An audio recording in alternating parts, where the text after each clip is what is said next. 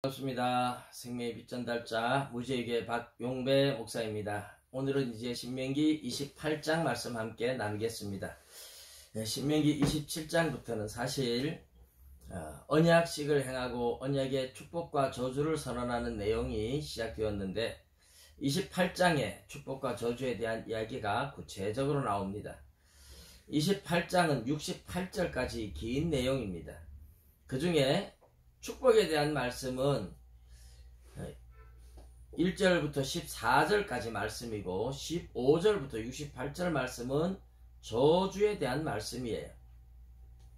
하나님 말씀에 순종하고 하나님 말씀 그 명령을 지키면 이런 복을 받을 것이다. 그러면서 들어가도 복을 받고 나가도 복을 받고 들에서도 복을 받고 집에서도 복을 받고 떡반죽 그릇이 복을 받고 짐승들 우양의 새끼가 복을 받을 것이고 자녀들이 복을 받을 것이고 전쟁에서도 적들이 7길로 한 길로 쳐들어와서나 7길로 도망가며 너는 모든 민족의 꼬리가 되지 아니하고 머리가 될 것이다. 뭐 이러면서 온갖 모든 만사가 형통하고 복을 받을 것이라고 그렇게 축복에 대한 선언을 하고 계십니다. 그런데 반대로 하나님 말씀을 어기면 정반대로 들에서도 저주를 받고 성읍에서도 저주를 받고 떡반죽 그릇도 저주를 받고 의양의 새끼도 저주를 받고 뭐 자녀들도 그렇고 사업도 그렇고 다 가난과 저주와 온갖 질병들이 오는 거예요. 곡식들도 한재가 들고 깐부기가 들고 메뚜기 재앙이 들고 뭐 온갖 재앙이 오는 거고 적들을 치러 갈 때에 한 길로 가도 7길로 네가 도망할 것이고 네가 민족들의 머리가 아니라 꼬리가 될 것이고 그런 이야기를 하는데 내용은 똑같은 것 같은데 저주에 대한 선언이 훨씬 내용이 길죠. 우리 십계명도 보면 긍정적인 명령은 2가지밖에 없어요. 안식일을 기억하여 거룩하게 지켜라. 내 부모를 공경하라. 4절 5절이죠. 이제 1절 2절 이제 4계명 5계명이고 1, 2, 3계명은요 하나님 외에 다른 신을 섬기지 말고 우상을 만들거나 섬기거나 절하지 말고 여호와의 이름을 망령되이 일컫지 말라 하는 거죠. 그리고 살인하지 말라, 간음하지 말라, 도둑질하지 말라, 거짓 증거하지 말라, 탐내지 말라, 전부 다 하지 말라. 이 부정적인 명령이 훨씬 많고 하지 말라 하는 명령이 훨씬 많고 그리고 저주에 대한 선언이 훨씬 많고 이것은 무엇을 말하는 것일까요? 우리 인간의 죄성이 그만큼 강하기 때문에 그만큼 하지 마라 하는 것이 훨씬 더 많다고 보시면 됩니다. 우리 인간은 그냥 가만히 두면 선을 행하는 것이 아니라 자꾸만 저주를 행하고 자꾸만 죄악에 빠져들고 게을러지고 그런 존재라는 것을 보여주는 겁니다. 그렇기 때문에 훨씬 하지 말라는 것이 많죠. 뭐 말 잘 듣는 사람, 말 잘 듣는 아이한테는 이거 하지 마라, 저거 하지 마라 이런 얘기 할 거 없죠. 그래, 이거 해라, 요것도 해라 뭐 그렇게 하면 돼요. 그러나 대부분 그렇게 말 잘 듣고 그러는 게 아니에요. 그래서 이런 것도 하지 말고 이것도 하지 말고 이런 부정적인 명령이 훨씬 더 많아지는 겁니다. 하나님께서 우리 인간성을 너무나 잘 알죠. 우리 인간이 어떤 존재가 되었는지 하나님을 배반하고 육신에 이끌려 살아가는 죄성으로 가득한 우리 인생들 그 죄성에 이끌려서 날마다 죄를 짓고 죄악으로 달려가는 그런 존재인 것을 잘 알고 계십니다. 우리 신약에 와서 이제 로마서에 보면 성령으로 거듭나서 하나님의 자녀가 되었음에도 불구하고 여전히 뭡니까? 영은 의로 말미암아 살아있지만 몸은 죄로 말미암아 죽은 것이다. 하나님이 우리를 만들 때 몸과 영을 만들었어요. 몸과 영을 만들었는데 이제 몸과 영이 합쳐졌을 때 하나의 인격체가 되죠. 하나의 인격체가 되면 이제 하나의 인격체가 되면서 우리에게 마음이라는 것이 생기죠. 마음. 이 마음이라는 것을 이제 혼이라고 불러요. 혼. 그래서 사람들이 영과 혼과 육이라고 자꾸 이야기를 하는데 인간 존재의 본질은 영과 육밖에 없습니다.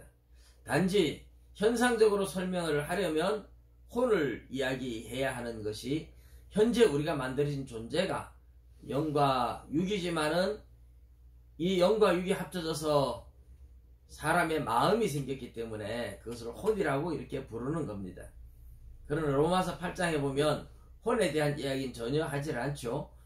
육신은 죄로 말미암아 죽어있고 영은 의로 말미암아 살았다. 성령을 받아서 우리의 영이 의로워졌지만 육신은 아직까지 의인이 되지 않은 거예요. 여전히 죄성을 가지고 있어요. 그래서 로마서 8장 12절, 13절, 14절 보면 형제들아 그러므로 우리가 빚진 자로 돼 육신에게 져서 육신대로 살 것이 아니니라. 너희가 육신대로 살면 반드시 죽을 것이로되 영으로서 몸의 행실을 죽이면 살리니. 영으로서 몸의 행실을 죽이면 살리니. 우리가 다 육신과 영을 가지고 있는데 육신이 우리를 자꾸 지배하려고 하는 거예요. 그렇지만 육신에게 지지 말고 영으로서 몸의 행실을 죽여라 이렇게 말해요. 무릇 하나님의 영으로 인도함을 받는 자마다 하나님의 아들이다. 이것은 갈라디아서 5장 16절 17절에도 같은 이야기를 하죠. 거기에도 역시 영과 육신 두 가지로만 이야기합니다. 성령의 소욕, 이것은 우리의 영이 성령에 이끌려 살아가는 것을 말하죠. 거듭난 영. 성령의 소욕은 육신을 거스리고 육신의 소욕은 성령을 거스린다. 이 둘이 서로 대적함으로 원하는 것을 하지 못하게 한다고 말하고 있죠. 그렇지만 육신에게 져서 육신대로 살지 말고 성령을 따라 살아가라. 성령을 따라 행하라. 이렇게 말씀을 합니다. 여러분, 성령을 따라 살아갈지 육신을 따라 살아갈지 이 결정은 이제 우리 안에 영과 육이 서로 우리 마음을 주장하려고 하는데 결국 우리 마음에서 결판이 나는 겁니다. 이제 그런 우리 마음을 이제 혼이라고 사람들이 부르는 거예요. 혼이라고 부르는데 사실 우리 마음이죠. 마음. 우리의 마음이 육신의 욕망을 따라 살아갈 것인가, 하나님 말씀을 따라 살아갈 것인가, 이런 갈등들을 많이 합니다. 그렇죠. 그런데 어떻게 하면 성령을 따라 살아갈까요? 어떻게 하면 육신의 욕망을 이길까요? 우리가 육신의 욕망을 채워주는 일을 많이 하면 육신의 욕망에 끌려갑니다. 그러나 우리가 성령의 역사가 강하게 일어나도록 도와주면 성령이 인도를 할 거예요. 근데 성령이 기뻐하는 일을 하면 우리가 이제 성령에 이끌려갈 수 있는데 그것이 이제 말씀 많이 보고 기도 많이 하고 우리의 마음과 생각이 세상의 수많은 유혹에 빠지지 않도록 세상과 될 수 있으면 멀리 하는 겁니다. 날마다 세상에 좋은 것 보고 우리 견물생심이라는 말이 있잖아요. 세상에 좋은 것들을 자꾸 보고 그러다 보면 이제 육신의 욕심이 자꾸만 일어나는 겁니다. 와, 저것도 좋아 보이네. 저것도 먹고 싶고 저것도 하고 싶고 놀러도 가보고 싶고 그러면 육신에게 지는 겁니다. 그런 것들을 자꾸만 단절하고 하나님의 말씀을 주야로 묵상하는 거예요. 늘 틈만 나면 말씀 보고 말씀을 묵상하고 기도하고 그러면 성령님께서 강하게 역사합니다. 자, 우리가 경건의 훈련을 여기서 하는 겁니다. 말씀과 기도에 마음을 훨씬 더 많이 들이면 마음이 성령의 인도를 따라 살아갈 수 있는 힘을 얻습니다. 그런데 마음을 말씀과 기도에 들이지 아니하고 세상 좋은 것들을 자꾸만 바라보면서 마음을 거기에 두면 결국 마음을 빼앗기는 거예요. 그래서 우리 마음을 지키는 것이 무엇보다도 중요하죠. 그래서 모든 지킬 만한 것보다 더욱 내 마음을 지키라. 생명의 근원이 이에서 남이니라 했는데 마음을 어떻게 지킬까요? 세상 유혹에 끌려가지 않고 하나님 말씀과 기도에 전념하도록 우리 마음을 지켜내시는 것이 승리하는 길이고 성령을 따라 살아가는 길입니다.